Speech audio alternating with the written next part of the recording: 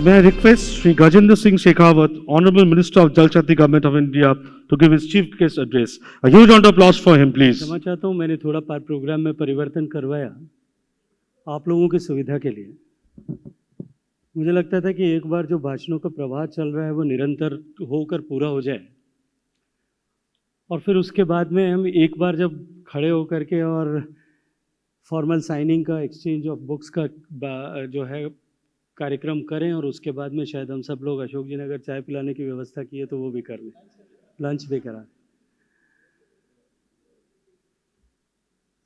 देखिए, किसी भी कॉन्फ्रेंस में, किसी भी संगोष्ठी में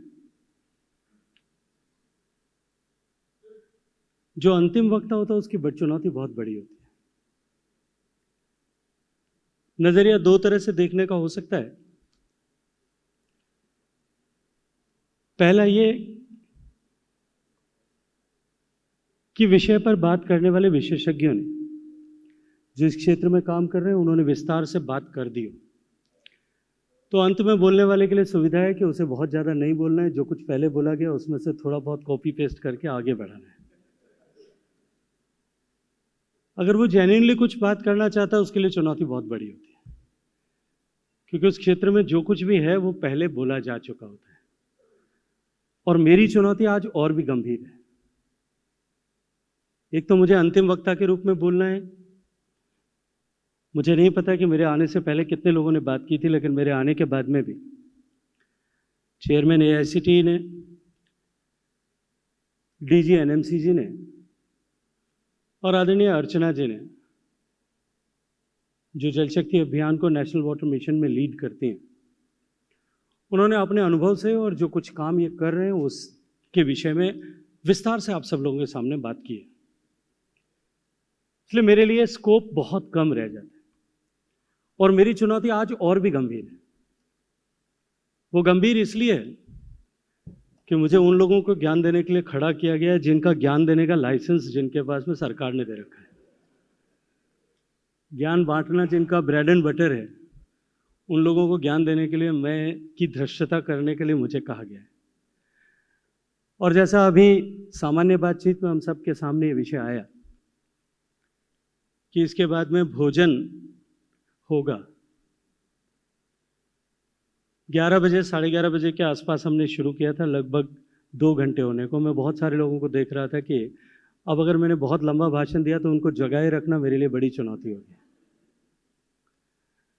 और भोजन का इंतजार बहुत लंबे समय तक न करना पड़े और आप लोगों को भी न करना पड़े, इसलिए मैं बहुत सीमित शब्दों में अपनी बात रखना चाहता हूं, क्योंकि सारे विषय जिन पर सामान्यतया इस अवसर पर चर्चा होनी चाहिए, विस्तार से उन सब विषयों पर चर्चा हुई। मिशन नमामि गंगे का ये जो यूनिवर्सिटीज कनेक्ट का कार्यक्रम है, with the tagline igniting young minds and rejuvenating reverse, क्योंकि गंगा शुद्धिकरण, गंगा की निर्मलता और गंगा की अविरलता प्राथमिक दायित्व के साथ में नमामि गंगे मिशन काम कर रहा है। इसलिए उन्होंने रिजुविनेटिंग रिवर्स तक ही इग्नाइट माइंड्स को इग्नाइट करने को सीमित कर दिया। मैं ये मानता हूं कि जिस तरह के समुदाय के सामने बैठ करके हम चर्चा कर रहे हैं, और उन लोगों को जो रिस्पॉन्सिबिलिटी बांटने की, देना मैं नहीं कहूँगा क्योंकि रिस्पॉन्सिबिलिटी मेरी या मेरे सरकार की या सरकार की या मेरे मंत्रालय की ही नहीं है, समाज के हर एक व्यक्ति की जिम्मेदारी है। उस जिम्मेदारी का एहसास कराने का कार्यक्रम, और उस जिम्मेदारी का एहसास हम नीचे लोगों को किस तरह से करा सकें, इसके कार्यक्रम में यदि इसको हमने रिजुविनेटिंग रिवर्स तक सीमित करने के बजाय वाटर वॉइस सोसाइटी हम किस तरह से बना सकते हैं, उसके लिए माइंड्स को इग्नाइट करने के लिए अगर चर्चा की होगी तो ये चर्चा और सार्थक भी होती, विस्तृत भी होती। जब चेयरमैन AICTE बात कर रहे थे तो उन्होंने कहा कि water is an important factor and important commodity for the life, but what I feel, it's not an important factor, it's critical factor, and no life can be imagined without water. इसलिए केवल महत्वपूर्ण नहीं है, essential है, और महत्वपूर्ण और essential in दोनों के बीच में बहुत बड़ा फर्क होता है। हमको यही फर्क जो है वो जमाने को सिखाने के लिए काम करना है। देखिए, जब से हमने इसको महत्वपूर्ण मानना शुरू किया, तब से हमने इसका दायित्व जो है वो सरकार के ऊपर छोड़ दिया। परंपरागत रूप से यदि भारत के समाज को देखा जाए, अभी जब उद्घोषक कह रहे थे, वो ये कह रहे थे कि गंगा नाम पर फिल्म हिंदुस्तान में बनी और शायद दुनिया में एकमात्र देश ऐसा है, भारत है, जहाँ पे किसी नदी के नाम पर फिल्म्स बनी हो। एक बार जितनी फिल्में भारत में गंगा के नाम को लेकर के बनी हैं, उन सब फिल्मों के अनुक्रम में देखिएगा, वो माँ गंगा से शुरू होकर के राम तेरी गंगा मैली तक आ गई थी, क्योंकि फिल्म समाज का दर्पण है। निश्चित रूप से भारत में नदियों के नाम पर जो है फिल्में बनी होंगी। नदियों के नाम पर भारत में लोगों ने अपने बच्चों के, अपने बेटियों के सम्मान के साथ में नाम भी रखे होंगे। वो इसलिए कि भारत में जो कुछ देता है उसको देवता मानने की परंपरा थी, उसका विधान था। जल को जगदीश मानने का विधान था। और जो कुछ भी हम अपने चारों तरफ जीवन में, परिवेश में उठा करके देख लें, जो कुछ भी हमें देता है, हमारे पूर्वजों ने उसे देवता मानने का विधान किया था। चाहे जल है, चाहे जमीन है, पहाड़ वनस्पति देते हैं, उनको भी हमने देवता माना। जमीन हमें भरण पोषण करती है, जन्म से लेकर के मृत्यु तक आश्रय प्रदान करती है, उसको हमने देवी के रूप में मानना स्वीकार किया। गाय हमें दूध देती है, उसे हमने देवी के रूप में मानना स्वीकार किया, पूजना स्वीकार किया। माता पिता को जो जन्म देते हैं, संस्कार देते हैं, बड़ा करते हैं, भरण पोषण करते हैं, जीवन देते हैं, उनको हमने देवता के रूप में मानना स्वीकार किया। गुरु को देवों से भी बढ़ करके मानने की परंपरा हमारे देश में ऋषियों मनीषियों ने स्थापित की। जो कुछ भी देता है उसको देव के रूप में पूजने का विधान किया गया। लेकिन दुर्भाग्य है कि जिस समाज में इस तरह की समृद्ध परंपराएं थी, उस समाज में ऐसे महत्वपूर्ण और ऐसे इसेंशियल कंपोनेंट्स जो हैं लाइफ के, उनको देखने के प्रति उदासीनता पिछले 50 साल में बढ़ी। और जब से ये एजुकेशन का फॉर्मेट चेंज हुआ और जो भारत की परंपरागत ज्ञान पद्धति और विधा थी, उस विधा से दूर हम हटे। पिछले एक पीढ़ी में ही मैं मानता हूँ कि मैंने अपने बचपन में देखा है, उससे लेकर के आज परिस्थितियाँ पिछले 40 साल में एकदम से परिवर्तित हो गई। उस परिवर्तन की आंधी को हम किस तरह से रोक करके वापस सही दिशा में लेकर के जाएं, इसकी जिम्मेदारी आज हम सब लोग इस एमओयू के माध्यम से ले रहे हैं। ये केवल एमओयू साइनिंग नहीं, क्योंकि समाज में इस तरह के क्षमताओं का विकास, इस तरह की सोच का विकास, इस तरह की बुद्धि कौशल का विकास करने की जिम्मेदारी समाज में किन लोगों के पास में होती? सामान्यतः समाज की नई पीढ़ी किन लोगों को से इन्फ्लुएंस होती? अगर सबसे पहला इम्पैक्ट किसी बच्चे पर या किसी बालक पर पड़ता है, वो माता पिता का पड़ता है। सामान्यतः पुराने ज़माने में गांव में परिवारों में बैठ करके, घर में परिवार में बैठ करके प्रकृति के प्रति, पर्यावरण के प्रति, समाज के प्रति, सामाजिक मूल्यों के प्रति, राष्ट्र के प्रति, धर्म के प्रति, संस्कृति के प्रति हमारी क्या कर्तव्य हैं, इनकी चर्चा माँ अपने बचपन में, माँ बाप, दादा दादी अपनी छोटी छोटी कथाओं के माध्यम से, इतिहास की कथाओं के माध्यम से, सूक्तियों के माध्यम से, सोशल टैबूज के माध्यम से, फैमिली टैबूज के माध्यम से, कल्चरल टैबूज के माध्यम से नेचुरली इनहेरिट कर देते थे। वो व्यवस्थाएं आपके मेरे सबके परिवार में क्षीण हो गई, समाप्त हो गई। हमने वो दायित्व छोड़ दिया। दूसरा, समाज को प्रेरित करने का कर्तव्य, समाज को मोटिवेट करने का कर्तव्य, सही रास्ते पर लाने का कर्तव्य जो है वो शिक्षकों का था, गुरुकुल का था। आई एम सॉरी टू से, बट हम उठा करके देख लें कि हम में से कितने स्कूल के एजुकेशन से लेकर के कॉलेज एजुकेशन तक, यूनिवर्सिटीज तक, कहाँ इन विषयों पर हम बात कर रहे हैं, जिन विषयों का प्राथमिक आवश्यकता समाज में एक नागरिक बनाने के लिए, हम उससे कहीं कहीं दूर उठ करके, हट करके ऐसे विषय जिनकी आवश्यकता जीवन में दूसरे या तीसरे पायदान पर जाके पड़ेगी, उन विषयों को हम प्राथमिकता के साथ में चर्चा करने लगे। मैं जब स्कूल में पढ़ता था, बहुत छोटा था, तब हमारी किताबों में जो विषय होते थे, उनमें से कुछ विषय ऐसे प्रकृति पर्यावरण के विषय से, सब्जेक्ट से रिलेटेड होते थे। और जो कुछ मैं क्लास 10th में या क्लास 11th में स्कूल में साइंस का स्टूडेंट होने के नाते जो पढ़ता था, अब मैं उठा करके अपने बच्चों की किताबें देखता हूँ या अपने परिवार में बच्चों की किताबें कभी अवसर मिलता है देखता हूँ, तो मैं लगता है कि जो कुछ मैं 10वीं में पढ़ता था या जो तो कुछ हमने 11वीं में पढ़ा था, वो आज बच्चे 5वीं 6ठी क्लास में पढ़ने लगे। लेकिन जो 5वीं 6ठी क्लास में पढ़ते थे और जो उनके जीवन का निर्माण करते थे, उसकी जगह उस ज्ञान ने ले ली, जिसकी मुझे लगता है कहीं कोई आवश्यकता नहीं थी। लेकिन ये निश्चित रूप से हम सबको संवेद सर से स्वीकार करना पड़ेगा कि उस जगह को रिप्लेस करने का नुकसान समाज को हुआ है। उसकी जिम्मेदारी है कि हम किस तरह से उन संस्कारों का बीजारोपण वापस करें। एजुकेशन फ्रेमवर्क के अलावा बाकी तीसरी जिम्मेदारी, जहाँ से सोसाइटी मोटिवेट होती है, प्रेरणा लेती है, नई पीढ़ी प्रेरणा लेती है, वो है हमारे सेलिब्रिटीज़। चाहे वो स्पोर्ट्स की सेलिब्रिटीज़ होंगी, चाहे वो सिल्वर स्क्रीन की सेलिब्रिटीज़ होंगी, चाहे वो सोप ओपेरा के आर्टिस्ट होंगे, समाज उनसे प्रेरणा लेता है। लेकिन वहाँ भी इन सब विषयों को लेकर के चर्चा जो है, अभी कैसे विषयों पर चर्चा होती है मैं उसके बारे में बात करके आप सब लोगों का समय जाया नहीं करना चाहता, लेकिन इन सब विषयों की जिनकी आवश्यकता है वो कर्तव्य और वो सेंस ऑफ रिस्पॉन्सिबिलिटी उन्होंने भी छोड़ दिया। उसके बाद में मीडिया है। मीडिया के लिए भी शायद मुझे लगता है कि ये विषय अब अप्रासंगिक हो गए, और ऐसा प्रासंगिक होने का कारण भी है कि समाज का इनसे रुचि समाप्त हो गई। जुडिशरी हो सकती है, समाज के जो है सोशल सोसाइटल लीडर्स हो सकते हैं, रिलीजियस लीडर्स हो सकते हैं, कि कोई भी व्यक्ति आज इन विषयों पर चर्चा नहीं कर रहा है। वाटर वॉइस सोसाइटी खड़ी करने के लिए हम सबको समग्र रूप से इन सारे इंस्टीट्यूशंस को इस विषय में चर्चा करना प्रारंभ करना पड़ेगा। और मैं धन्यवाद देना चाहता हूँ टीम एनएमसीजी को कि उन्होंने उसके जो सबसे इम्पॉर्टेंट सेगमेंट है, जो इन सबको मोबिलाइज कर सकता है, उस सेगमेंट को आज एक साथ में एक पायदान पर, एक मंच पर, एक प्लेटफॉर्म पर लाने का काम किया। और मैं ये मानता हूं कि आज का दिन निश्चित रूप से अत्यंत महत्वपूर्ण होगा।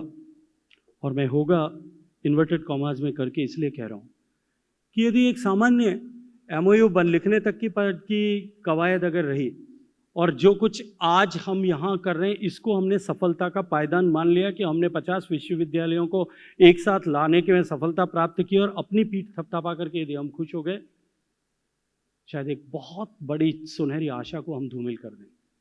आज शुरुआत है, प्रारंभ है, यहाँ से हम आगे इसको किस तरह से लेकर के जाएं। जब सभी लोग बात कर रहे थे, एक आध लोगों को छोड़ करके बाकी सब लोगों ने विषय की विशेषता पर, विषय की महत्ता पर बात की। मैं मानता हूं कि हम सबको चर्चा इस बात पर करनी चाहिए, और एनएमसीजी टीम को भी मैं कहूंगा कि हम एक बार इस तरह की कॉन्फ्रेंस को एक दिन 2 दिन के लिए इस तरह की कॉन्फ्रेंस को आयोजित करें। क्योंकि अगर पानी की विशेषता पर अगर चर्चा करनी हो, पानी की महत्ता पर चर्चा करनी हो, पूरी दुनिया में किस तरह की चुनौती है, दुनिया के सापेक्ष भारत के सामने किस तरह की चुनौती है, अगर इस विषय पर बात करनी हो, आपके विश्वविद्यालय में से किसी भी छात्रों के बीच में कंपटीशन करा दीजिए, हम सबसे बेहतर आंकड़ों के सहित जो है ऐसे आर्टिकल्स डिबेट में लिखने के, डिबेट में बोलने के लिए भाषण, वो वहां से आ सकते हैं। लेकिन ये जीवन का हिस्सा कैसे बने, इसके ऊपर हम सब लोग विचार करें, हम सब लोग चर्चा करें, हम सब लोग बातचीत करें, अपनी अपनी यूनिवर्सिटीज़ में करें।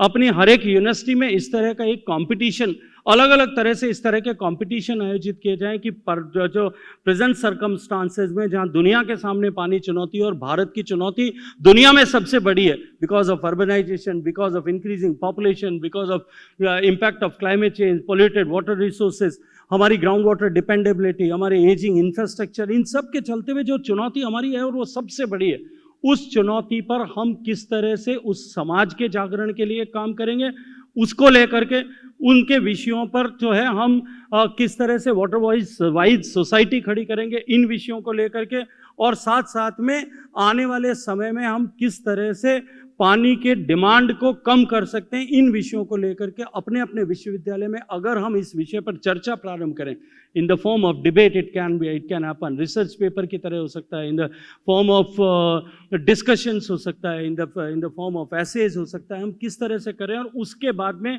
उसको आगे एक नेशनल लेवल पर किस तरह से लेकर के जाएं।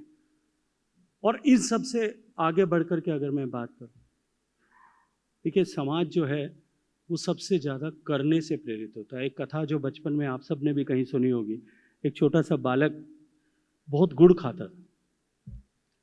उसकी माँ उसको, एक गांव में एक बड़े साधु आए थे, तो दादी माँ ने कहा, सोचा कि ये बच्चा बहुत गुड़ खाता है, इसको मैं लेकर के उस साधु के पास में जाती। साधु के पास लेकर के गई, उन्होंने आग्रह से कहा कि साधु बाबा, मेरा पोता है, बहुत सारा गुड़ खाता है दिन भर। तो साधु बाबा ने कहा कि अम्मा इसको अगले सप्ताह को अगले सोमवार को लेकर के आना। वो अगले सोमवार को फिर लेकर के गई। बाबा ने फिर उसके सिर पे हाथ रखा और कहा कि अगले सोमवार को लेके आना दादी। मैं 3-4 सोमवार के बाद में जब चौथे सोमवार को गई तो बाबा ने सिर पे हाथ रखकर कहा कि बेटा गुड़ ज़्यादा नहीं खाना चाहिए, नुकसान करता है। तो वो दादी माँ बड़ी गुस्सा हुई। उन्होंने कहा कि इस एक लाइन को बोलने के लिए 4 बार क्यों बुलाना था। तो उन्होंने बाबा से पूछा तो बाबा ने कहा कि मैं गुड़ बहुत खाता था, इसलिए जब तक मैं न छोड़ दूँ इसको कहने का अधिकार मेरे पास में नहीं। हम अपने कैंपस में किस तरह से इसको खड़ा करें कि हम अपने कैंपस को जो है ग्रीन कैंपस किस तरह से बनाएंगे, 100% वाटर को रीस्टोर करें, 100% वाटर को रिसाइकल करें, वाटर यूज़ को किस तरह से मिनिमम वाटर यूज़ पर या मैक्सिमम एफिकेसी पर हम अपने इंस्टीट्यूट्स को और जो है ऑप्टिमाइज कर सकते हैं, इसके ऊपर हम काम करेंगे। तब हम लोगों के पास में बात करने के लिए, चाहे हमारे विद्यार्थी होंगे या समाज के लोग, जिस क्षेत्र को हम केटर करते हैं उस लोगों को हम कह सकने के अधिकारी बनेंगे। और इस सब से आगे बढ़ करके, क्योंकि हमारी इतनी बड़ी चुनौती है और देश भर के सभी लगभग क्षेत्रों के प्रतिनिधि के रूप में आप सब लोग यहां मौजूद हैं। आज बड़ी चुनौती जो है, अर्चना जी जब बात कर रही थी तो ये कह रही थी कि इनकी बेटी जब ये ब्रश करती है तब टोकती है। बहुत अच्छा है, टोकना भी चाहिए, हर एक बूंद पानी बचाना हमारा कर्तव्य है। लेकिन कुल मिलाकर के पानी जो हम उपयोग कर रहे हैं उसका केवल 5% डोमेस्टिक पर्पजेज के लिए जाता है, 5% इंडस्ट्री के लिए जाता है। सबसे ज़्यादा गाज अगर किसी पर गिरती है इंडस्ट्री पे गिरती है, उसके बाद में डोमेस्टिक पे गिरती है। लेकिन सबसे बड़ी चुनौती जो है, जो सेक्टर है जहाँ सबसे ज़्यादा यूज़ होता है पानी का, वो एग्रीकल्चर है। हम पॉलिटिकल लीडर्स की कंपल्शन है, शायद उसके कारण से, बहुत सारे कंपल्शन के कारण जिस तरह से बात करना चाहिए, जिस स्तर पर बात करना चाहिए, जिस वेग के साथ में बात करना चाहिए, शायद देश के राजनीतिक क्षेत्र में काम करने वाले लोग नहीं कर पाएंगे। लेकिन demand side management is the need of the hour, हमको करना ही पड़ेगा। Because water is it's a limited resource. अभी जब मैं यूनाइटेड नेशंस की कॉन्फ्रेंस में पिछले दिनों, मैं और जी अशोक कुमार जी दोनों हम लोग थे। यूनाइटेड नेशंस ने 46 साल बाद में कॉन्फ्रेंस आयोजित की, जहाँ ग्लोबल वाटर समिट में दुनिया भर के सब देशों के प्रतिनिधि थे। मुझे बहुत प्रसन्नता होती है जब उस समिट के उद्घाटन के अवसर से लेकर के समिट के अंत तक भारत और माननीय मोदी जी के नेतृत्व में हुए गए प्रयासों की विश्व के पटल पर जब चर्चा होती है, निश्चित रूप से प्रसन्नता होती है। लेकिन हमारी जो चुनौती है उसके सापेक्ष जो कुछ हम कर रहे हैं, इंडिया जो investment what we are making in the water sector, that is the highest in the world, $240 billion we are investing. लेकिन फिर भी जितनी बड़ी चुनौती है उसके सापेक्ष ये सब, इस सब से कुछ नहीं होने वाले। हमें डिमांड साइड मैनेजमेंट पे काम करने के लिए एग्रीकल्चर सेक्टर में वाटर यूज को किस तरह से हम रिड्यूस कर सकते हैं। जब उस कॉन्फ्रेंस के प्रेसिडेंट किंग ऑफ नीदरलैंड्स ने जब अपनी बात करना शुरू किया था, तब उन्होंने कहा था कि मैं 1976 में जब 10वीं क्लास में पढ़ता था तब पहला पर्सनल कंप्यूटर आया था। तब से लेकर के इस 50 साल में, क्योंकि 1976 में, इससे पहले 1976 में global water summit United Nations ने किया था, इसलिए उन्होंने कहा कि उस समय मैं 10वीं जमात में पढ़ता था और उसके बाद में दुनिया में पर्सनल कंप्यूटर आया, दुनिया में बहुत सारी चीज़ों का उन्होंने उल्लेख किया कि ये सब दुनिया में हो गया। उसके बाद में सब कुछ बदल गया, केवल एक चीज़ नहीं बदली कि जितनी पानी की मात्रा पहले दुनिया में थी उतनी ही अभी, उल्टा उससे कम हुई और आबादी दुनिया की इतना गुना बढ़ी। उस परिप्रेक्ष्य में देखें हमारी चुनौती भी उतनी बड़ी है। 50 साल पहले हमारे पास जितना पानी था, 4000 बिलियन क्यूबिक मीटर्स पानी हमारे पास में बरसात से, स्नोफॉल से, इंटरनेशनल बेसिन्स में जो बरसात होती है उससे आता था। आज भी लगभग उतना ही आता है, लेकिन हमारी आबादी 3.5 गुना बढ़ गई और उसके चलते per capita availability has reduce from 5,000 cubic metres से घट करके now it has reduce to 1500 cubic metres, and may be उससे भी नीचे चला गया। और 1200 क्यूबिक मीटर्स जिस देश में पर कैपिटा अवेलेबिलिटी या जिस क्षेत्र में हो जाए, उस क्षेत्र में उसे वाटर स्ट्रेस घोषित कर दिया जाएगा। और हमारे देश में अगर मैं देश के परिप्रेक्ष्य में बात करता हूं तो मुझे लगता है कि 1500 क्यूबिक मीटर्स है। बट जिस तरह का जियो स्पेशियल वेरिएशन देश में है, क्योंकि ये जब एवरेज निकालते हैं तो चेरापूंजी और राजस्थान दोनों को साथ लेकर के निकाला जाता है। मैं जिस क्षेत्र में आज से आता हूँ वहाँ तो 100-150 मिलीमीटर बरसात भी मुश्किल से होती है। तो मेरे यहाँ तो ऑलरेडी जो अवेलेबिलिटी है that is less than 700 cubic metres per capita per person. So ऐसे समय में हम सब की आवश्यकता है कि हम इस दिशा में न केवल जन जागरण करें, अपितु किस तरह से हम एग्रीकल्चर सेक्टर में वाटर यूज एफिकेसी को बढ़ा सकते हैं, इस दिशा में हम सब लोग काम करना शुरू करें। एज एन इंडिविजुअल हमारे यहाँ संस्कार था कि हम एक एक बूंद पानी का बचाना, उसका सम्मान करने के लिए काम करते थे। मैं इंडिविजुअली में पर्सनली अपने लिए अपने उपयोग के पानी में कमी लाऊंगा, ये एक it is a noble work. But मैं जिस सेक्टर में मैक्सिमम यूटिलाइजेशन हो रहा है उस सेक्टर में हम इंस्टीट्यूशनली एक एज एन ऑर्गेनाइजेशन किस तरह से उस एफिकेसी को लाने के लिए काम कर, बढ़ाने के लिए काम कर सकते हैं, it's a divine work and I expect from all of you to be divine. मैं आप सबसे उसकी अपेक्षा करता हूं कि आज इस मुकाम पर खड़े होकर के हम सब देवत्व की ओर बढ़ें। जैसा मैंने चर्चा कर प्रारंभ करते हुए कहा था कि अंत में बोलने वाले व्यक्ति की चुनौती बड़ी होती है, और मैं आज आप सबसे इसीलिए आग्रह करता हूं, उस चुनौती के समझते हुए, उस चुनौती के दायित्व को समझते हुए, उसके गुरुत्व को समझते हुए आप सबसे आग्रह करना चाहता हूं। देखिए, जो कुछ भी प्रकृति के घटक है, मैं केवल पानी तक ही नहीं, अन्य चीजों के लिए भी बात करूं, जिस तरह के संस्कार हमारे यहाँ पहले थे और उसमें अब परिवर्तन होने के कारण से जो नित्य प्रतिदिन क्षरण हो रहा है, हम इसके मालिक नहीं है। समाज को इसका एहसास हमें कराना पड़ेगा। We are not the owners, we are just the custodians, trustee हैं। और हमको ट्रस्टी की तरह हमें जिस परिस्थिति में जल, जमीन, जंगल, जलवायु, ये जिस परिस्थिति में हमें मिले थे, उस परिस्थिति में यदि हम आने वाली पीढ़ी को हस्तांतरित करेंगे तो यह मनुष्यत्व है। जिस परिस्थिति में हमने प्राप्त किया उससे क्षरण करके हमने आने वाली पीढ़ी को यदि हस्तांतरित किया तो हमने कहीं ना कहीं अमानत में खयानत की। और हम अगर उसे बेहतर करके, जो कोई भी, जहाँ कहीं भी, जिस किसी से भी गलती हुई होगी, जो कोई भी कारण रहे होंगे, उसके कारण से जो क्षरण हुआ है उस क्षरण में कुछ सुधार करके यदि हम आने वाली पीढ़ी को हस्तांतरित करेंगे तो ये देवत्व होगा। हम सब देवत्व की ओर बढ़ें, हम सब मिलकर के बढ़ें, सामूहिकता के साथ में प्रयास करें, क्योंकि सामूहिकता की शक्ति जो है वो अपराजय बनाती है। 5P प्रिंसिपल्स की चर्चा जो है वो अर्चना जी ने अभी की, जो माननीय प्रधानमंत्री जी हमेशा कहते हैं। इन्होंने पार्टिसिपेशन की बात की। प्रधानमंत्री जी कहते हैं कि कितनी भी बड़ी चुनौती हो, अगर 5P के प्रिंसिपल्स पर काम होना शुरू हो जाए, उस चुनौती को हराया जा सकता है। पब्लिक पॉलिटिकल विल जो सबसे पहली आवश्यकता है। दूसरी, पब्लिक स्पेंडिंग, कि सरकार उस पर खर्च करना जो है वो प्रारंभ करे। The third is partnership, but the most critical factor is that is peoples participation, कि हम जन आंदोलन किस तरह से बनाएं।